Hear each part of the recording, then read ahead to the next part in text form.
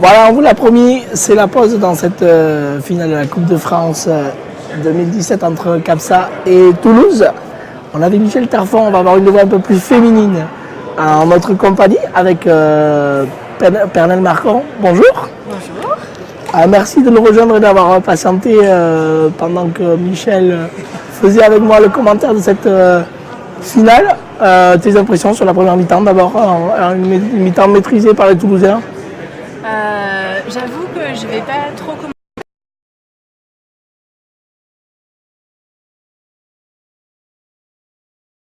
C'est pas une grande surprise. Toulouse gère bien, est dans la maîtrise. Donc, après, je trouve que ce qui est intéressant, c'est que ça joue un peu plus collectif du côté de Paris. Exactement, C'est ce qu'on disait avec Michel. Il y a eu des erreurs malheureusement, mais le jeu collectif était intéressant côté parisien.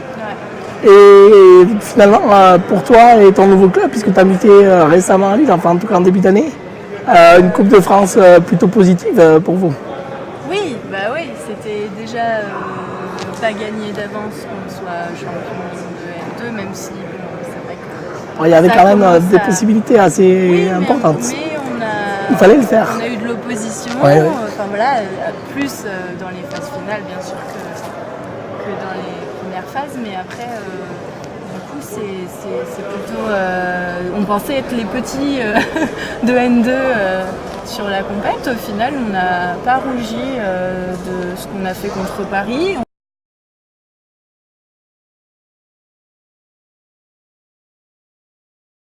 Même oui, plus l'embêter. Hein. Il y a eu des matchs intéressants. Alors évidemment le niveau était très proche avec l'équipe de France. On a vu entre vous un match de poule très très serré puisque les Français avaient gagné 2 points. Finalement vous prenez votre revanche dans ce match pour la 3e place. Honorifique, mais une victoire qui va compter quand même. Oui, après ce matin on a aussi fait attention à gérer nos ressources. Parce que c'était aussi le but de la journée. On savait qu'on avait 3 matchs, dont 2 d'affilée. Donc on a joué sans trop se réserver comme on a pu le faire contre Toulouse où vraiment délibérément on a essayé de pas parce trop que vous jouiez 2 matchs consécutifs, donc voilà. c'est quand même assez particulier. Donc je trouve que c'est plutôt positif. Franchement, moi je suis très contente de ce dernier match de finale. On est allé chercher, c'était pas évident. On joue pas souvent contre autant d'opposition, il faut le reconnaître quand même. Donc voilà, c'est plutôt. Et tu disais, vous les petits poussés de N2, bon, vous avez joué contre ce qui se fait de mieux dans le rugby fauteuil français. Il y a un vrai fossé entre la N2 et la N1, vraiment. Oui, c'est un peu compliqué de passer la marche. Alors moi je suis à Lille, enfin on a changé de club, on était à Roubaix, moi je suis arrivée à Roubaix il y a 2 ans et je suis à Lille depuis cette année comme tous les joueurs, c'est notre première année. Donc c'est vrai que pour une première année de transition, on n'a pas voulu s'inscrire en N1 parce que c'était un peu compliqué de savoir comment on allait s'organiser, voilà, etc. Il y avait beaucoup de choses qui changeaient. Mais oui, il y a une grosse différence et donc c'est pas toujours évident de gérer ça. En plus, la N1, ça requiert plus de rigueur aux entraînements, plus d'assiduité et ça, pour l'instant, ça dépend aussi de chacun, de chaque projet et je crois que le club est un peu... à la croisée des chemins entre les deux là. On est un peu en train de se demander si... Je crois qu'il y a une volonté de monter en N1 l'année prochaine, après ça va dépendre de chacun. Moi par exemple, je ne sais pas si professionnellement je vais rester à Lille, donc on sait qu'en fait, en fonction des joueurs, s'il y a un joueur qui part, ça peut changer tout. Et puis bon, en termes d'effectifs, on l'a vu ce week-end, il vous manque quand même un gros point. Vous avez un jeu collectif très huilé, enfin ça a bien marché. Il vous manque quand même ce joueur qui peut faire la différence face à ces grosses équipes comme Capsa ou Toulouse. Je vais me vexer parce que moi je suis un gros point. Bien sûr, Mais bon, c'est vrai que moi mes priorités, c'était pas le rugby fauteuil. Ça me plaît beaucoup, mais je considère que c'est pas... C'est vrai, c'est le cas pour les...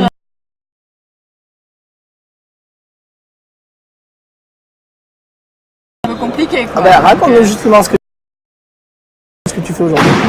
J'ai des instituts en alternance, donc je travaille, études et rugby. Et vie sociale, parce que voilà, on a aussi envie de faire d'autres choses. C'est normal aussi. Donc voilà, pour l'instant je m'en sors pas mal a priori, mais c'est vrai que c'est une année épuisante pour moi. Là, j'ai hâte d'être en vacances. C'est pour bientôt. Oui. A priori, en tout cas, sportivement, c'est le cas. Sportivement, oui. Mais après, bon, forcément, on arrive à la fin de l'année et au niveau la scolaire, fatigue se fait sentir. Il y a le sélectionneur Olivier Cusin qui était avec nous ce matin disait qu'il avait un œil sur les féminines et qu'il y avait des féminines qui n'étaient pas très loin du niveau de l'équipe de France, en tout cas de l'équipe de France Développement par exemple. Est-ce que toi, c'est quand même à titre personnel un objectif ou comme tu l'as dit, si l'opportunité elle vient, mais c'est pas non plus la priorité? Ouais, pour moi, ça n'a jamais été un objectif proche, à court terme en tout cas. À long terme, je sais pas, il y a tellement de choses qui bougent pour moi en ce moment que voilà, il faut d'abord avoir les bases et après le sport. Moi, j'ai fait une formation de sportif de haut niveau et je sais ce que c'est. Tu faisais du hand avant, c'est ça? Voilà, et je sais ce que c'est de faire des sacrifices. Pour son sport, je mesure un peu tout ça et c'est peut-être pour ça que je prends mon temps, peut-être. Après, voilà, j'ai eu la convocation pour être en équipe de France développement. C'est pour ça qu'on Donc ça m'a fait grandement plaisir. J'ai pas pu me libérer parce que c'était assez bref comme délai et donc ça s'est pas fait. Mais oui, en tout cas l'équipe de France Développement, ça c'est quelque chose je pense qui me donne envie. Ne serait-ce que pour essayer au moins une fois, je vais pas cracher dessus. Et puis ça fait toujours plaisir. Le travail paye aussi. Voilà, le travail paye. Et qu'en tant que femme, il y a des opportunités aussi parce que le milieu du rugby fauteuil est quand même pas si facile que ça. C'est un sport mixte, mais... Justement, on a reçu Oran aujourd'hui, on a reçu aussi Stéphanie, qui ont parlé de leur adaptation à ce milieu mixte, mais comme tu le dis, masculin. Pour toi, tu l'as vraiment ressenti comme qu'il faut faire ses preuves, c'est ça? Oui. Alors après, peut-être parce que je suis un gros point et que du coup, c'est des postes qui sont plus assimilés à la force, la virilité, ouais, mais etc. bon, voilà, tu montres aussi sur le terrain qu'on peut faire avec d'autres qualités. Je pense que mon vécu de handballeuse me sert notamment sur la vision du jeu, des espaces. Enfin, j'essaye de m'en servir en tout cas. Après, j'ai toujours été plutôt embêtante en défense. Moi, j'étais une défenseuse avant d'être une attaquante. Donc c'est vrai que j'ai un peu de mal au départ, c'était un peu compliqué pour moi de porter les ballons et de pas faire de passe, quoi. Ça, c'est vraiment quelque chose quand on a fait du sport qui est assez frustrant. Ouais, c'est vrai. Parce que j'ai toujours aimé plutôt les passes décisives que les tirs perso ou les pénaux. L'idée de plus de faire briller l'autre, plus qu'être le...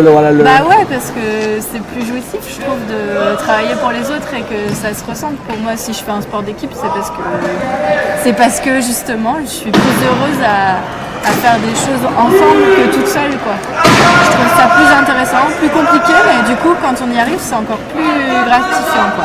Et est-ce que, voilà, tu l'as dit, tu voulais absolument continuer à faire du sport, tu as eu l'opportunité d'en pratiquer d'autres au niveau handi ou oui, ça a été tout de suite le rugby? Non, j'ai commencé à courir avec des lames carbone. Donc j'ai pas été inscrite en compétition ni en club. J'ai vraiment commencé à me remettre au sport comme ça. Mais vous voulez pas commenter la finale? Non, mais si, bien sûr. J'ai un œil qui louche. On profite un petit peu. Oui, j'ai commencé par faire de l'athlé en fait. Après, voilà, j'étais un peu déçue parce que c'est un sport individuel, donc j'y trouvais pas forcément mon compte. Et puis en plus, voilà, il y a beaucoup de choses à faire avec les prothèses, il y a beaucoup de... Voilà, là, ça fait plaisir de voir un petit point qui marque, par exemple. Exactement, Julien Alban qui vient de mettre un point. J'ai plus envie d'applaudir quand il y a un petit point qui marque un gros point, parce qu'un gros point... C'est facile. C'est facile, non, c'est pas forcément facile, mais c'est plus facile pour lui que pour un petit Voilà. point. Voilà. C'est plus dans ce... Je trouve qu'il faut pas oublier les petits points, parce que les petits points, ils ont un rôle assez important. Et sans les petits points, moi en tant que gros point, je peux rien faire. Voilà.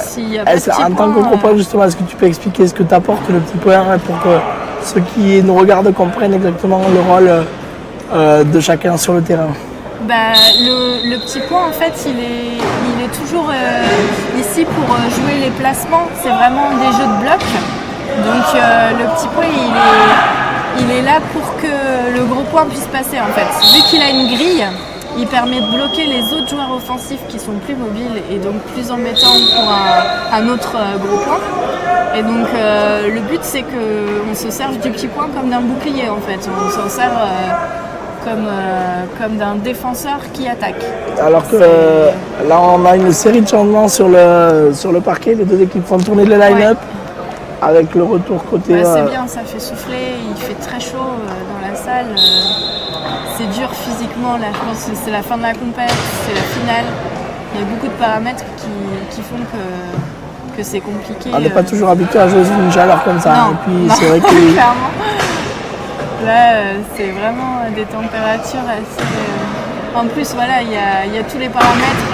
Chacun avec son handicap fait comme il peut. Moi, je suis amputée, donc c'est vrai que je suis peut-être une des plus privilégiées par rapport à ça, parce que j'ai pas de problème. Alors, il y en a qui n'arrivent pas à réguler leur température, et là, c'est beaucoup plus il y a beaucoup de compliqué. choses, et puis la fatigue aussi, on récupère pas tous de la même façon. Donc il faut... Moi, ce que j'apprécie énormément dans le rugby fauteuil, c'est qu'on soit mélangé. On est des handicaps différents, on est des genres différents. Donc c'est vraiment un sport qui est pour moi hyper complet, et au niveau du message que ça envoie, c'est génial, parce que ça veut dire que tous, autant qu'on est, tout le monde a une place. Étant hyper différents les uns des autres, on arrive à jouer ensemble et on a besoin de chacun pour gagner. Donc je trouve que dans le sport co-valide, par exemple, bien sûr on est tous différents, mais on se rend pas, c'est pas aussi évident, quoi. Que là, on peut pas dire, il y a des amputés, il y a des IMC, il y a des gens qui ont des maladies dégénératives, il y a des gens qui sont tétraplégiques, il y a vraiment plein de handicaps différents. Je les connais pas tous d'ailleurs, et je m'en fiche un peu. Et c'est ça qui est... Oui, parce que c'est pas ça le plus important en réalité. En fait, une fois qu'on est classifié, c'est ça qui est important. Bien sûr, parce que la classification importe dans le décompte des points pour les line-up. Voilà. Et forcément, toutes les combinaisons ne sont pas possibles. Mais après... Mais tant qu'on a des points, après, on s'en fiche, quoi. Et c'est vrai que, je comprends que les femmes aient 0,5 points de moins. Mais quelque part, ce serait peut-être pas mal si on était aussi... on arrivait à une égalité. Enfin, après, je pense que physiquement... C'est un grand thème en ce moment, la parité, l'égalité, après 0,5 points, physiquement, voilà, quand je joue à Riyad, ouais, non, je me dis c'est pas possible, moi je veux pas être aussi classifiée aussi forte que lui, c'est pas possible, sinon j'arriverai jamais.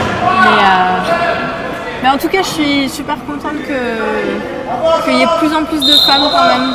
Ça fait plaisir parce que, par exemple, là, cette année en N1, j'étais toute seule. Ouais, c'est pas évident.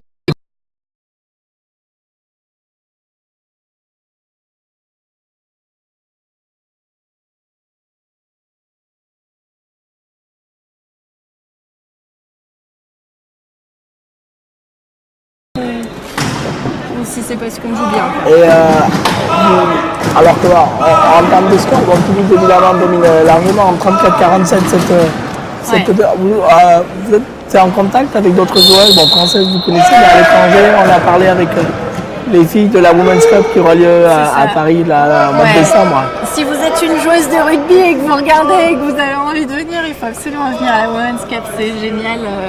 Alors c'est vrai qu'au départ, moi j'étais un peu sceptique parce que je me disais mince, une compétition de femmes, c'est justement ce que je trouve dommage parce que le rugby c'est mixte, mais au final on a besoin de ce genre de compétition pour mettre en avant le fait qu'il y ait des femmes, pour le faire savoir, pour donner envie aux autres. Et en attirer d'autres. Voilà. Parce que... Et c'est vraiment, en tout cas, la seule que j'ai fait, c'était à Paris il y a 1 an. Et ça s'est super bien passé. On a eu beaucoup de désistements à cause des attentats, malheureusement. Parce qu'à l'étranger, voilà, il y a eu des peurs et c'est dommage. Parce que bon, j'avais envie de dire aux joueuses, mais qui va aller faire un attentat dans un gymnase pour une compète de rugby fauteuil féminine? C'est quand même assez... Non, le contexte est quand même assez particulier. Mais non, ça permet de rencontrer plein de joueuses et justement de peut-être parler des problèmes qu'on rencontre en tant que joueuse, parce qu'on en a des problèmes en tant que joueuse. C'est pas évident et je pense que mine de rien, c'est moche à dire, mais les filles jouent plus collectif parce qu'elles ont peut-être plus le sens du collectif. Peut-être pas toutes, hein, mais en tout cas, c'est des compètes où on sent la bienveillance de chacune et où justement on a des rencontres assez improbables.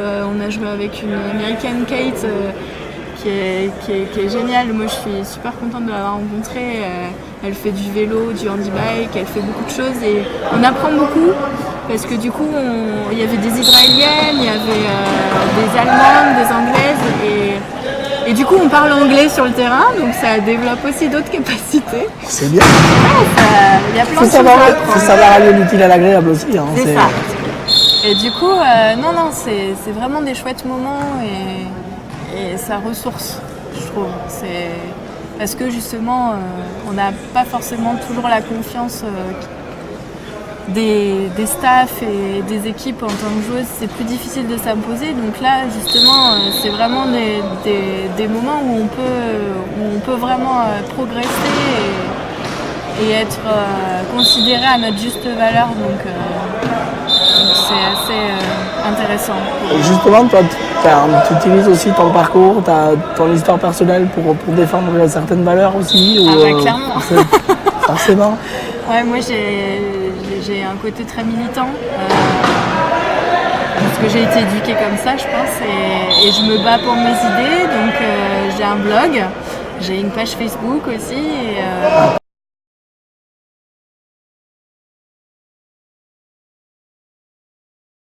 Des ailes parce que j'ai gardé une phrase que j'avais dite après ma méningite. J'avais dit j'ai perdu mes pieds mais je me sens pousser des ailes, donc ça fait peut-être un peu gnangnan maintenant, mais ouais, c'était l'idée de dire le message est clair, quoi. Voilà, l'idée de dire j'ai perdu beaucoup de parties de mon corps, mais j'ai pas perdu ma tête et finalement avec le recul j'ai pas forcément envie de garder mes jambes si c'est pour avoir une vie de valide un peu lambda, sans aucune expérience. C'est vrai que le handicap, moi, il y a plein d'opportunités en fait qui s'ouvrent parce que justement on n'est plus comme les autres, donc ça sert à rien de se comparer aux autres et je pense que ça peut être une force d'être différent. Oui, et puis ta force à toi, c'est que tu sais aussi communiquer, hein, et quand on sait communiquer, forcément, et qu'on est capable de raconter son histoire, de toucher des gens, et puis d'aller défendre des valeurs avec un discours simple et assez clair. Au départ, c'était pas forcément un choix, c'était plus un besoin, parce que les lames, elles coûtaient 20 000 € et j'avais besoin de 20 000 € et je pouvais pas les sortir de ma poche.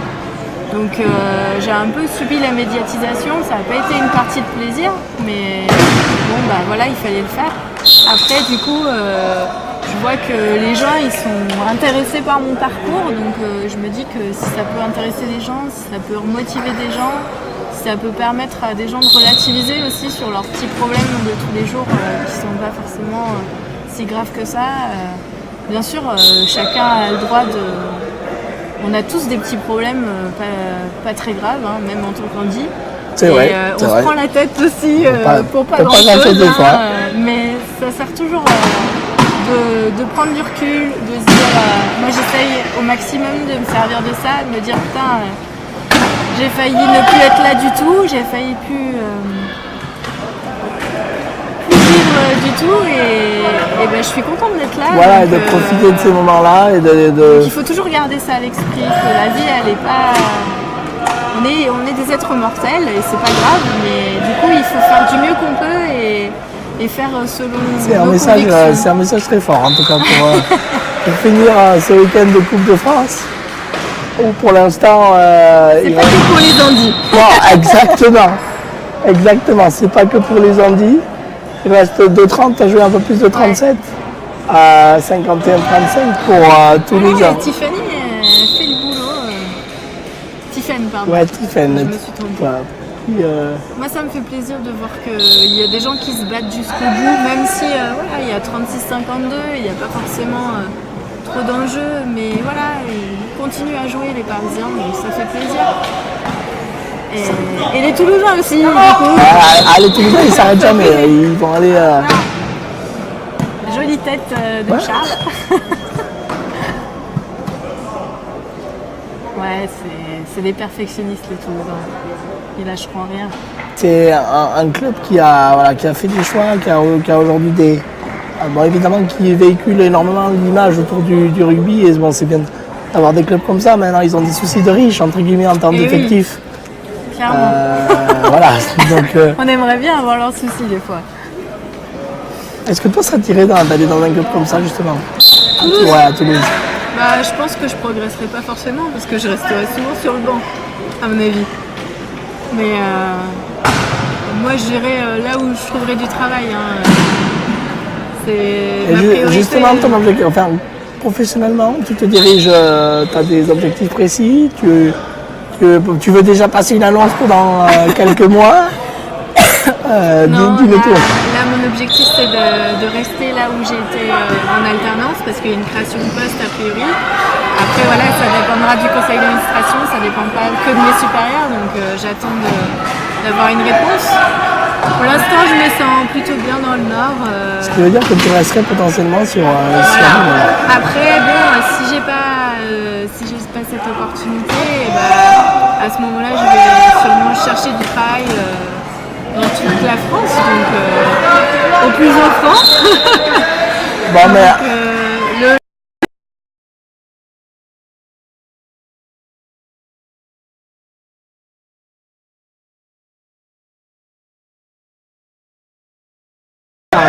Là, en ce moment, je suis chargée des partenariats et financements parce qu'on a besoin de sous dans la culture, là.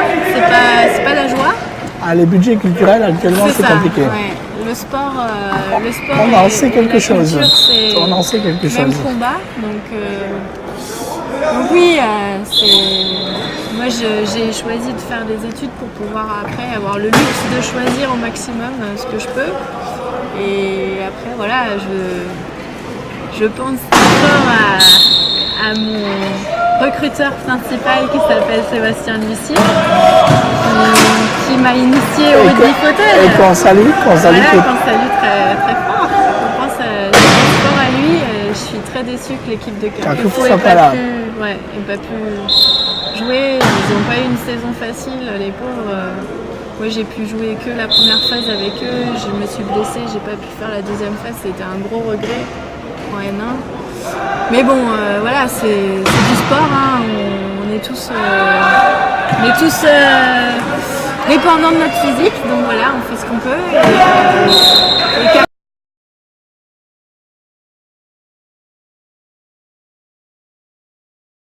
Ils sont belles dedans. Et je trouve que c'est... Voilà, ils ont pas des ressources énormes comme certains clubs et ils se battent, ils sont toujours là. Et c'est eux qui m'ont appris, hein, c'est eux qui m'ont initié, c'est eux qui m'ont donné envie. Donc je sais que Nantes est une belle ville, pleine de culture. Donc voilà, si jamais je trouve un travail là-bas. Ceux qui nous regardent, parce qu'ils ont suivi, on le sait, le tournoi sur Pika. Et voilà, le message est passé, je crois. Après voilà, on verra. Donc, la vie, toujours des imprévus dans la vie. Oui, voilà, il ne faut jamais faire de plan. Je ne fais de promesse à personne. Exactement. Bon, en tout cas, ça nous a fait très plaisir de terminer ce week-end avec toi, puisque Mon plaisir est partagé. On t'a découvert, bon, même si on connaissait un petit peu ton histoire. C'est la première fois qu'on avait l'occasion de te voir, nous, Et oui, en direct. Voilà, exactement. Donc on s'est dit bon. J'ai de la famille qui est loin, donc ils sont ravis, je crois, de pouvoir suivre. C'est l'occasion de leur faire un petit coup. Moi, je vous ai suivi aussi plusieurs fois quand je pouvais pas me déplacer. Ça fait toujours plaisir de pouvoir voir les copains. On essaiera d'être un peu plus présent l'année prochaine et de permettre à tous les amoureux du rugby de pouvoir suivre les péripéties de leur sport favori, quoi, parce que ce sport-là mérite une médiatisation bien plus importante que ce qu'elle est aujourd'hui. Alors c'est aussi avec des personnes comme toi je sais. Hein. Voilà, qui arrivent à faire passer un message. J'essaye de faire passer du côté des valides aussi, parce que moi j'ai encore pas mal de connexions avec le hand, donc j'essaye de montrer aux valides qu'il y a aussi d'autres sports avec les mêmes valeurs. Et d'ailleurs, il y a du hand qui se développe aussi, même si on est en son au tout début. Ça y est. Voilà. C'est Toulouse qui remporte. Non, sérieux, il y a encore un carton. Il y a encore un carton. Le score est déjà lourd, mais on est qu'au troisième. Le score, je me suis plantée. On va sans doute dépasser la barre des 70 points pour les Toulousains. Là, ça va faire lourd pour Capsa, alors que on espérait une finale accrochée. Bon, on reviendra l'année prochaine. Oui. Après, c'est normal qu'ils aient envie aussi de rester tous ensemble. Ils ont déjà fait l'effort en N1 de faire deux équipes. Il y a des Toulousains qui partent à Montpellier. Oui. C'est un peu le mercato. Complètement. Alors ce week-end c'était Radio Potin. C'était Radio Potin.